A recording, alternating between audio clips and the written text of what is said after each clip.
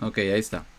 De lo que voy a hablar ahora va a ser de una pequeña introducción a Machine Learning. Y la razón por la que voy a dar esta plática es porque, bueno, originalmente estaba leyendo un paper de óptica, de fotónica cuántica y lo vi relacionado y aparte estaba leyendo un poquito de ese tema y quería aprovechar para introducir de manera general. A lo mejor le pueden hallar interés también a este tema. Así que en vez de hablar del artículo, Voy a, voy a hablar muy poquito de artículo, pero prefiero hablar de la generalidad de lo que es Machine Learning. A lo mejor ya han trabajado antes con uno que otro algoritmo, pero no está de más repasar. En fin. Voy a decir muy rápido qué es Machine Learning, la esencia, así de que si les preguntan, si tienen que decirle a alguien qué es Machine Learning de manera muy rápida. Voy a hablar de las 5 tribus de Machine Learning. Se refiere a los 5 algoritmos que existen. Yo nomás me voy a enfocar en uno que es el que me interesa para la aplicación en física. Pero voy a mencionar a los otros porque como que me siento obligado a mencionar que existen los demás. Y para pasar al último, ¿no? Y por último, perdón, penúltimo, voy a hablar rápidamente de qué significa el algoritmo maestro, que es el santo grial de Machine Learning o de esta área que encuentro tan interesante.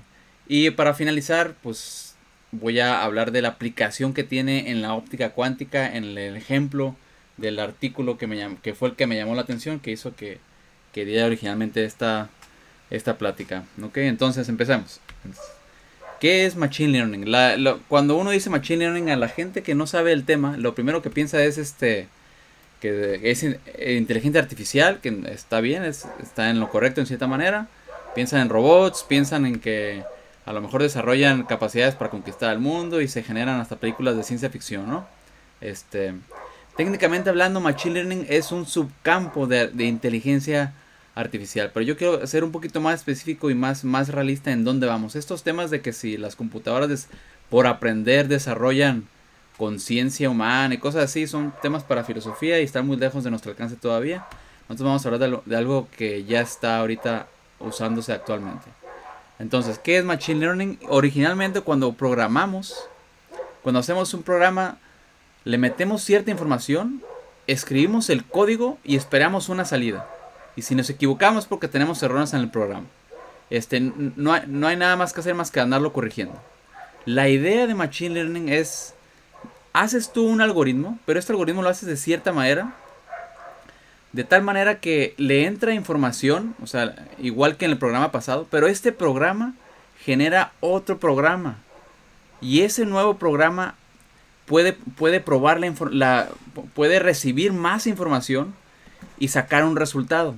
Entonces, la manera más corta de decirlo es que de manera clásica entra información y tu programa escupe un resultado. De manera de Machine Learning, tú haces un algoritmo y ese algoritmo genera otro algoritmo y ese algoritmo se retroalimenta así generando más algoritmos para sacar un resultado deseado. Esa es la esencia de Machine Learning. En este caso, están entrenando un algoritmo con fotos de gatos y perros y ese mismo algoritmo se ajusta para que cuando reciba fotos que no conoce sepa distinguir quiénes son los gatos de los perros y saca la información.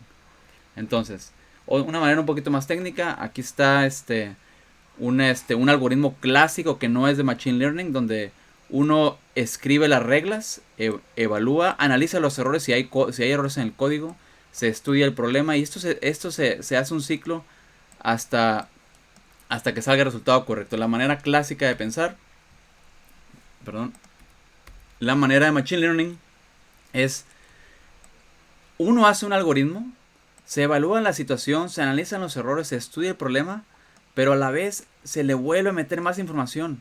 Se llama la información de entrenamiento. Se le sigue metiendo información y este algoritmo produce más algoritmos y hay mucho más ciclos aquí y hasta que salga un resultado coherente. Esa es la diferencia. Y obviamente ese programa, este tipo de algoritmo que uno programa, llamado un algoritmo de Machine Learning, lo pueden entrenar con la información y aparte se puede automatizar de tal manera que siempre le esté entrando nueva información. Y ahora que estamos en el mundo de Big Data, pues eso es muchísimo más fácil que en otros años. De hecho, antes del 2003 no existía el concepto de Big Data y ahora, pues ahora nos sobra, ¿no? Entonces, esa es la idea básica. No me conté el tiempo de la plática, pero, en fin. Entonces, después de haber visto lo que es la esencia de Machine Learning, hay cinco, hay cinco tribus en esta área de Machine Learning. Son las 5 tribus principales que se dedican a buscar y a encontrar algoritmos que puedan aprender. Hay 5 maneras en las que pues, son las más famosas, ¿no? La primera serían los simbolistas. Los simbolistas, ellos dicen que la manera de aprender es con el inverso de deducción. O sea, inducir. Vamos a ver nomás un ejemplo de eso. Lo voy a mencionar con una sola diapositiva. La segunda manera están los conexionistas. Esos son los que le hacen ingeniería inversa al cerebro. Dicen, no, pues todos son redes neuronales. ¿Sí? Está basado en las neurociencias y en la física. Entonces, los que siguen son los evolutivos, que dicen, no, no, no, debe haber una manera de simular la evolución. Y entonces está más orientada a la genética y a la biología evolucionaria. Esos famosos algoritmos genéticos, como les llaman. Los cuartos que existen de tribus de Machine Learning son los bayesianos, que ellos dicen, todo el aprendizaje es una forma de inferencia probabilística. Es decir, tú infieres ciertas cosas con ciertas probabilidades y sobre eso tú evolucionas con puras probabilidades y te quedas con lo que es más probable que suceda. ¿Sí? Ahora, en lo personal, a mí el que más me interesa es los analogizadores, que son los que aprenden extrapolando usando juicios similares. Está basado en campos de psicología y optimización matemática. Son con los que trabaja Google y Facebook y pues esas compañías tan grandes, ¿no? Entonces, repito, el que más me interesa es el último, el 5. Nomás voy a mencionar rapidísimo los primeros 4. Entonces, aquí va. Y un detalle, esas cinco formas de hacer algoritmos de Machine Learning, esas 5 tribus, todas tienen en mente, todas creen que existe la posibilidad de que haya un algoritmo maestro. ¿Qué es un algoritmo maestro?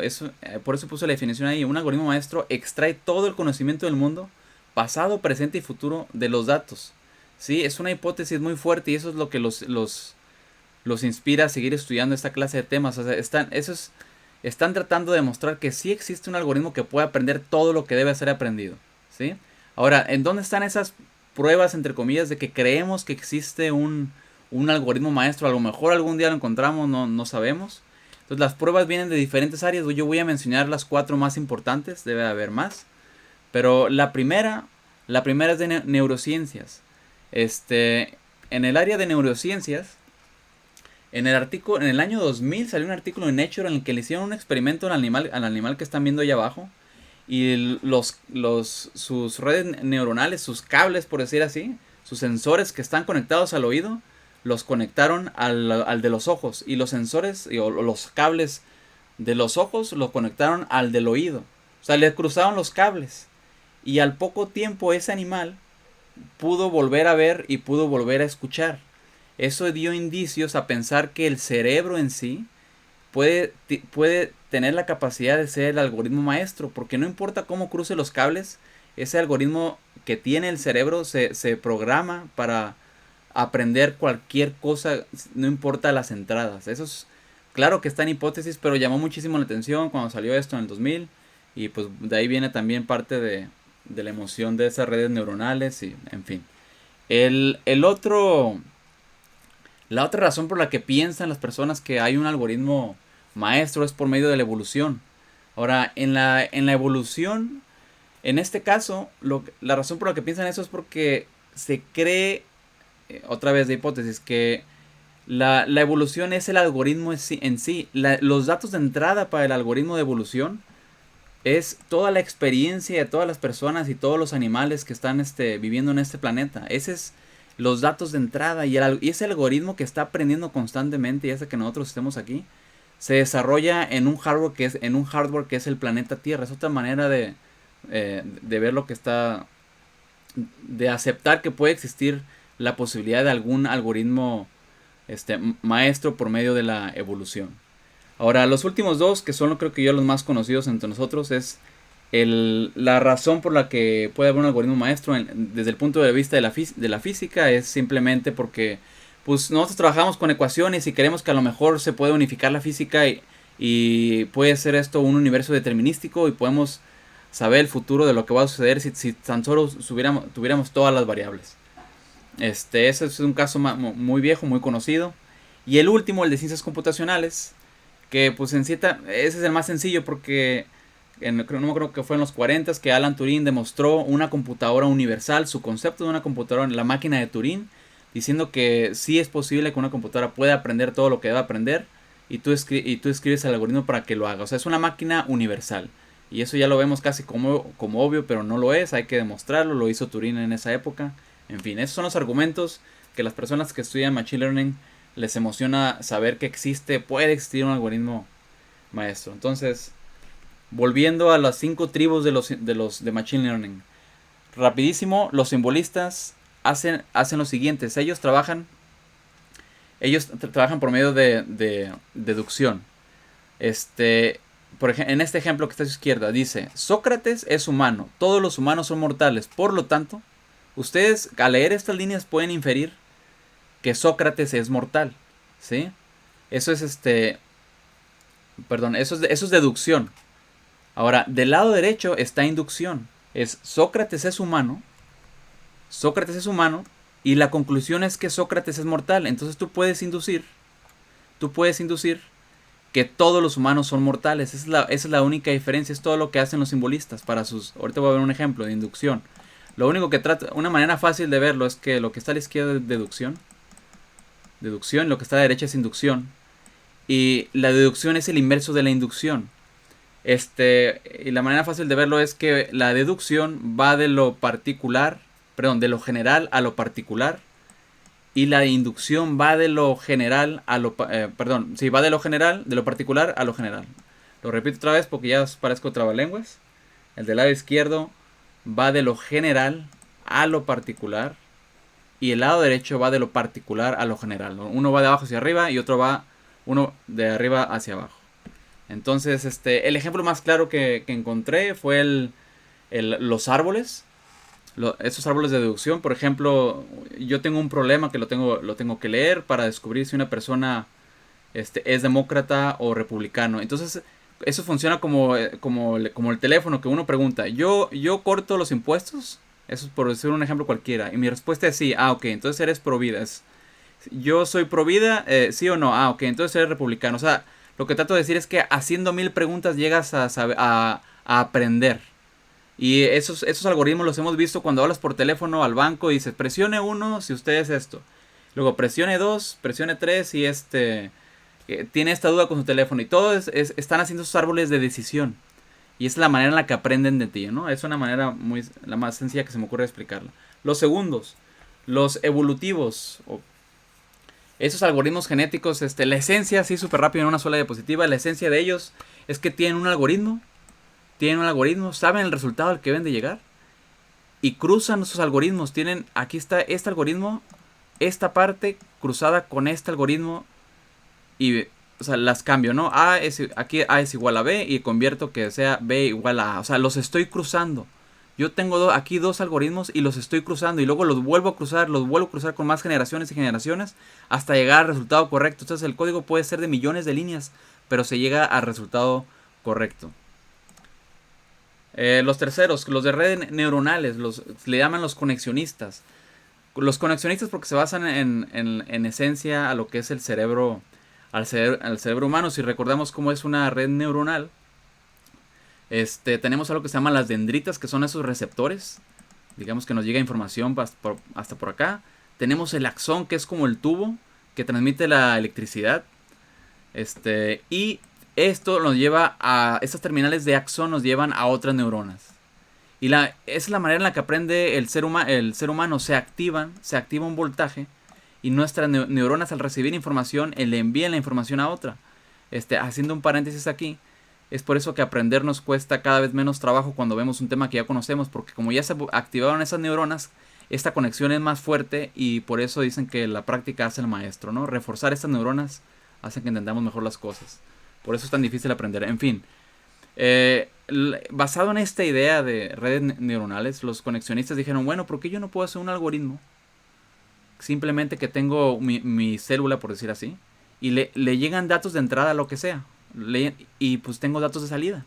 Esa es la esencia de una neurona. y lo puedo conectar a más neuronas. Entonces, este es justamente lo que está viendo en pantalla. Se llama el perceptrón.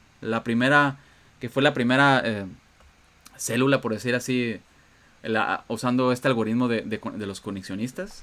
Que en vez de las dendritas, que son las conexiones neuronales, tenemos entradas, muchas entradas de lo que sea, información de lo que sea, video, audio, yo qué sé.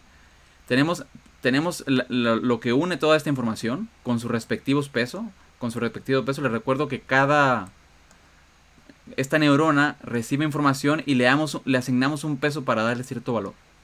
Y luego, en vez de tener el axón, que es el tubo eléctrico que transporta la conexión entre otras neuronas, tenemos algo llamado, bueno, en este caso es una función sigmoide, pero lo importante de esto es que esta neurona digital se activa solamente si se cumplen ciertos requisitos. O sea, o es un 0 o es un 1 lo que va a ver a la salida. Un 0 o un 1. Entonces esto se puede hacer en la computadora, y en eso están inspirando los que hacen en conexionistas. Entonces, obviamente, agarrando esta idea, puedo agarrar muchísimas neuronas, pero hacer exactamente lo mismo. Aquí yo tengo 2 neuronas y yo me enfoco en esta neurona que está aquí y la conecto junto con esta que está aquí. Déjenme me explico un poquito mejor. Esta neurona que está aquí se conecta a todas las que están en la segunda línea, así. Igual, esta neurona se conectan a todas las que están en la segunda línea y así me la llevo hasta llegar al resultado. Entrada del lado izquierdo, salida del lado derecho, ¿no? Por eso se llaman redes neuronales, en este caso el área se llama Deep Learning, porque generan neuronas, le echan neuronas extras que pueden facilitar la situación para encontrar un algoritmo correcto. Yo sé que estoy hablando de manera muy general y voy a hablar todavía de manera más general, nomás para terminar este tema porque me interesa el otro algoritmo. Aquí está una imagen pictográfica de cómo se vería más o menos. La información de entrada está del lado izquierdo. Están todas las neuronas conectadas, hacen su trabajo y al final me sueltan un resultado esperando que sea el resultado correcto. ¿Cómo funcionan estas? Por ejemplo, si yo meto el número 9, que es una información visual, que está aquí en esta imagen que están viendo en pantalla, el algoritmo hace su trabajo de tal manera que al final el resultado se me tiene que activar el número 9. Obviamente es más fácil decirlo que hacerlo, pero esa es la idea básica de cómo funcionan las neuronas. Para que se den una pequeña idea, porque eso está relacionado con... Todo eso se relaciona con álgebra lineal. Yo le meto cierto peso a las neuronas, ¿sí? Y todo ese peso a las neuronas las puedo representar de la siguiente manera. Esta bolita representa una constante un vector A1. Y yo le asigno un peso W1. Y tengo N neuronas. Entonces lo que yo hago es sumar la contribución de todas las neuronas. Y después la meto en una función sigmoide. Esto equivale a lo que mostraba en la imagen original. De que ya que tengo la información que le entra a las neuronas, pasan por este símbolo que está aquí. Que se convierte en 0 y 1. Lo que trato de decir es que entran vectores y salen escalares. Y yo decido qué escalar salir. Al ratito vemos qué función es esta. Es algo muy fácil en matemáticas. Puede ser la función sigmoide o un tangente hiperbólico. En fin. Esa es la idea básica de redes neuronales. Aquí está lo que estaba mencionando. Yo le asigno valores a los vectores. Y un peso, ¿no? Y esto ya se convierte en álgebra lineal. Para encontrar el resultado correcto. Eso se puede expresar de manera matricial. Para hacer un poquito más fácil la historia. Estas neuronas cuando llegan a un resultado. Yo estoy entrenando mi algoritmo. Comparan el resultado deseado con el resultado obtenido. Y si la diferencia es muy pequeña, entonces mi algoritmo es muy bueno. Y esto se convierte en un problema de optimización, porque esto que acabo de decir yo lo puedo representar en una simple ecuación. Y si es algo que yo le llamo la función costo. O sea, ya que tengo el resultado de mis neuronas, puedo graficar esa función con respecto a los datos de entrada. Y esta función, lo único que tengo que hacer es sacar la derivada e igualar a hacerlo, es decir, optimizar.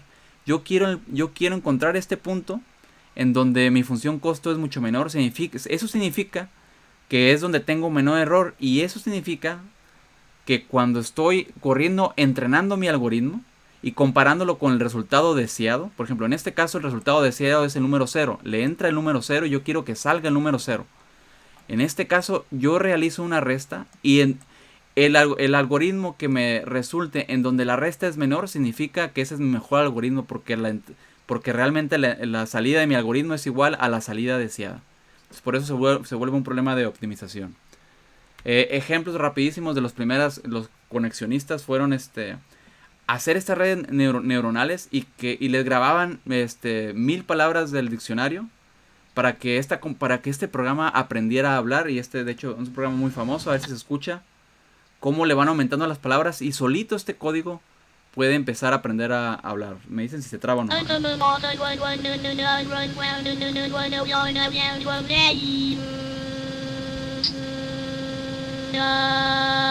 voy a adelantar aquí.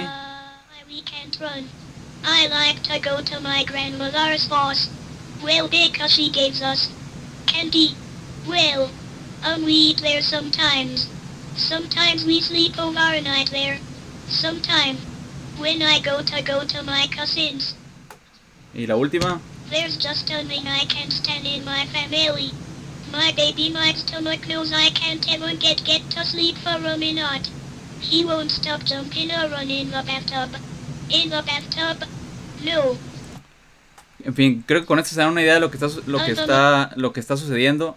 Llamó muchísimo la atención cuando salió este primer algoritmo en los 90s porque no tenías que programarlo explícitamente, nomás con entrenando tu algoritmo y metiéndole datos, ya el algoritmo se cargaba de aprender, de aprender por sí solo, por decirlo de alguna manera, y empezaba a hablar de una manera tan clara como antes no se podría, ¿no?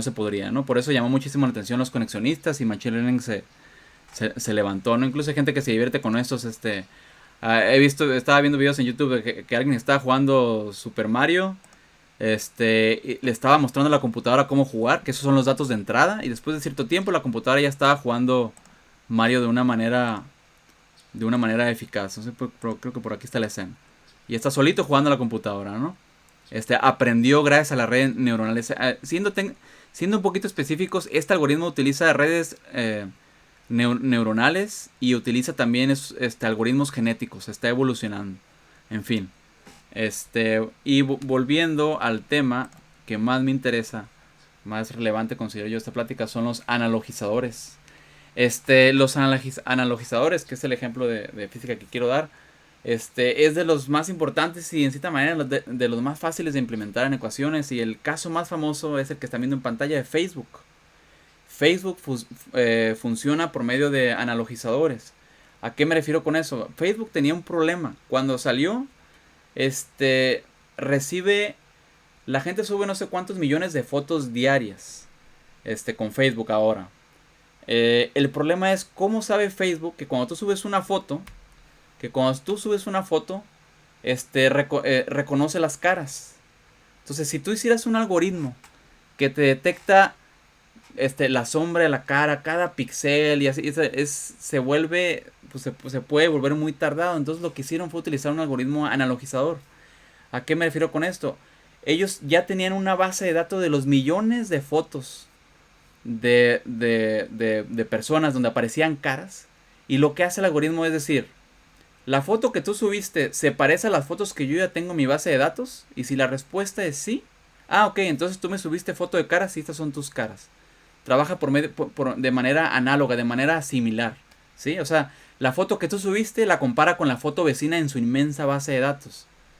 Y esa es la ventaja, por eso puede Facebook hacer tan rápido de detectar las caras. Quiero ser un poquito más claro con eso, para que vean lo sencillo que es, por lo menos en esencia, este tipo de algoritmo. Si yo tengo, en este ejemplo, yo vivo en el país más sencillo. Yo vivo en la ciudad de Positivilla. Y hay alguien más que vive en la ciudad de Negápolis. Y yo quiero hacer un clasificador y saber si el próximo dato que me llegue le pertenece a esta ciudad o a esta ciudad. O sea, pertenece al país de Posistán o al país de Negalandia, como lo quieran traducir.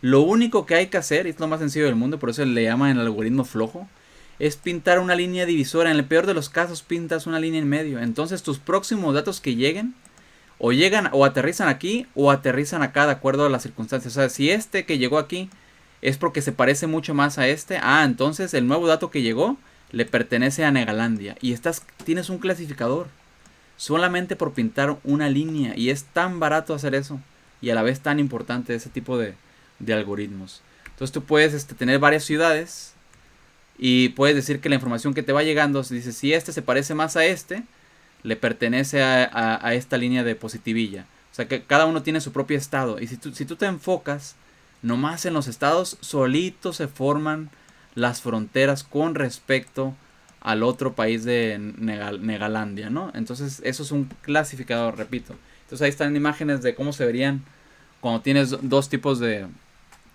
Cuando tienes datos que representan cosas diferentes.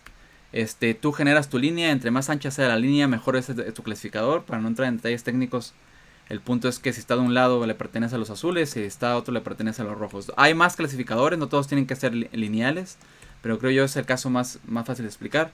Y aquí es donde yo quiero divagar un poquito en este ejemplo. Alguien dígame cuánto tiempo llevo porque no me conté el tiempo. ¿Cuánto tiempo llevo, Francisco? Porque no sé si ya... Como 25 minutos. Ok, ¿cuánto? ¿25? Ajá. Ah, ok, Sí, se entonces... hace a las 4:45. Ok, sí acabo, sí acabo. Entonces, en este ejemplo, para que quede un poquito más claro qué hacen estos algoritmos, yo voy a hacer un algoritmo que me diga, que me adivine, digamos que yo soy Netflix y quiero adivinar si la película que le voy a recomendar le va a gustar a la persona que renta Netflix. Entonces, yo sé, como yo voté, que la película que no me gusta le pongo una etiqueta -1 y si me gusta le pongo +1. Así de sencillo. Entonces yo ya tengo mi selección, ¿no? Esta no me gustó, esta no me gustó, estas dos sí me gustaron. Entonces Netflix tiene que adivinar si me va a gustar la siguiente película. ¿Qué es lo que hace Netflix? Lo que hace Netflix es lo siguiente. Aparte como él ya tiene información de las películas que me gustaron y cuáles no me gustaron porque yo voté, Netflix genera un vector para cada película. Y este vector está lleno de unos y ceros. Y Netflix ya sabe qué significa eso. Es decir, yo le asigno que este vector de datos, el primer vector si es un 1, significa que es una película de acción. Si el segundo vector le corresponde si es una película de romance, etcétera, etcétera. Y así está el vector larguísimo. Entonces Netflix tiene este vector asociado a la etiqueta que es -1 o +1. Eso es lo más importante de eso. Luego, lo que hace es graficar grafica las etiquetas de un lado, las que son positivas, los vectores que son positivos, porque recuerden que a cada película se le asocia un vector. Aquí está el vector y el otro vector, y aparte la etiqueta la pinta con un símbolo más, y es como se vería con las 4 películas, en este ejemplo tan sencillo, con las 4 películas que ya sabe Netflix de mí. Y ya que tiene eso, tiene que pintar un clasificador. En este caso, idealmente lo que tiene que hacer es pintar una línea, encontrar la línea adecuada para cuando le llegue otra película, cuando llegue una película nueva, me sepa si me la va a recomendar o no, si me gusta o no. O sea, que si la película que me va a recomendar cae de este lado, Netflix le está jugando, está diciendo que posiblemente me va a gustar porque se parece a estas. Eso es lo que hace Netflix. Siendo un poquito más técnicos, este es el vector de la película y esta es la etiqueta de la película. Y recordemos de álgebra lineal que los vectores que caen dentro de un plano se representan por esta sintaxis, ¿no? El producto punto del vector normal por los vectores por los vectores deseados. Y si esta multiplicación me da 0, significa que todos los vectores van a caer en esta línea. Entonces lo que sucede aquí es que si los vectores caen de este lado, le corresponde una etiqueta negativa, y si caen del lado derecho, le corresponde una etiqueta positiva, ¿no? O sea, solamente cuando caen dentro de la línea es cuando es igual a 0, pero ese caso no nos interesa, nos interesan los que están afuera. Entonces, para terminar, lo que hace Netflix es, ya que sabe distinguir entre +1 y -1 para vectores que salgan, que caigan aquí o acá, o sea que a esta multiplicación, a esto que están viendo aquí en pantalla, le llama el clasificador. Es una función que depende de la película o del vector de entrada y la multiplica por el clasificador, y él sabe que si su clasificador es correcto, siempre va a ser un número positivo esta multiplicación. Para ser un poquito más claro, la letra Y representa la película si me gustó. Yo ya sé que me gustó, es un +1, ¿sí? Ahora, Netflix está buscando el mejor clasificador que exista, y digamos que le da un +1. O sea, cae la película de este lado. En este caso está comparando la información de entrenamiento o sea, de una película nueva que yo pienso que le va a gustar con una película que ya me gustó, y eso siempre tiene que dar positivo, y siempre y cuando esto dé positivo, esta multiplicación, todo está bien y el algoritmo de Netflix sirve. ¿sí? En esta parte aquí creo que me salté algo. Lo que trato de decir es que estoy en la parte en la que Netflix está entrenando a su algoritmo. Él ya conoce las películas de entrada, que son las películas de entrenamiento, y las va a comparar con las posibles películas que me gustan y trata de encontrar el mejor clasificador para que cuando le lleguen películas que nadie conoce, ese clasificador va a saber distinguir entre películas buenas y películas malas. Eso era lo que trataba de decir, y con eso pueden calcular hasta el error de tu clasificador, etcétera, etcétera. Aquí me voy a adelantar por cuestiones de tiempo. Solo quería mencionar que el clasificador más común, en épocas antiguas de Machine Learning, era la tangente hiperbólica de X, que es lo que mencionaba al principio, que es básicamente una función, casi una función escalón. Al final de cuentas tenemos esto. Si tenemos un buen clasificador, como es en este caso, porque la línea está pintada correctamente, todas las películas que me han gustado están del lado derecho y las que no me han gustado del lado izquierdo. Eso es un buen clasificador. Si yo pintara la línea así, eso es un mal clasificador, porque dentro de este lado hay películas que me gustan y que no me gustan. Y igual, ¿no? O sea, se vuelve un caos. Eso se puede aplicar a muchísimas cosas, en política, deportes, usando palabras, incluso en las finanzas. Tiene demasiadas aplicaciones. Y para llegar a lo más importante para mí, era el antibunching, esta medición que ha estado haciendo Jenny todos los días en el laboratorio. Recordando que es el antibunching, yo tengo una fuente de fotones, y si realmente es una fuente de fotones individual, ese fotón o va a ser detectado en este detector o en este detector, nada más. Entonces, regresando a la imagen que está acá, vamos a ver qué sucede cuando realmente es una fuente de fotones individuales. En este experimento tenemos nomás dos detectores y un contador. Lo que sucede aquí es que si le llega un fotón de un lado, empieza un contador. El tiempo va a ir evolucionando, y cuando le llegue otro fotón del otro lado, el contador para, y a esto se le llama evento. Para tratar de quedar un poquito más claros, si realmente es una fuente de fotones, yo nunca voy a detectar eventos simultáneos. Es decir, va a hacer clic aquí en Start, pero nunca va a hacer clic aquí en Stop al mismo tiempo. Si son dos fotones al mismo tiempo, llega uno aquí y llega otro aquí. Entonces, eso nunca va a suceder para una fuente de fotones individuales. Es por esa razón que en esta imagen el eje horizontal es tau igual a 0. Eso significa el intervalo de tiempo entre dos eventos. Lo que está diciendo aquí es cuántas veces dio clic mi experimento para tau igual a 0. Significa cuántas veces dio clic mi experimento para cuando el intervalo de tiempo entre el botón Start y Stop es 0. ¿Cuántas veces? Si realmente es una fuente de fotones, no hubo ningún evento en el que eso sucedió. Y por eso, realizando este histograma durante bastante tiempo, tenemos, si nos enfocamos nomás al envolvente, tenemos esta gráfica que están viendo en pantalla.